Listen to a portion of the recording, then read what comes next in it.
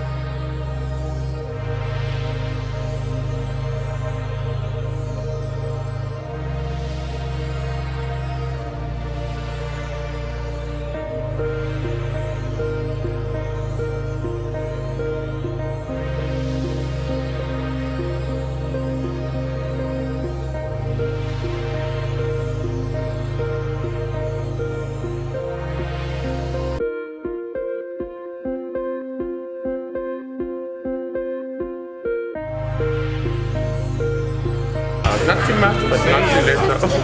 What, this complex? Before renovation. Before renovation. Yeah, it's about 52 or 53 years old. But it was very small and there was a spa and very small stuff. I was just telling everybody when you said That was terrible. Blueberry, in my mind I was thinking we were going out to Victoria somewhere. Then when I googled it, I thought, oh, it's like 15 minutes drive. But it was called Honeydew Center before.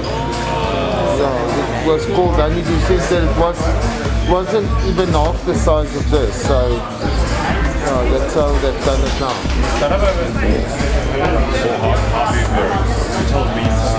Yeah, so it's the new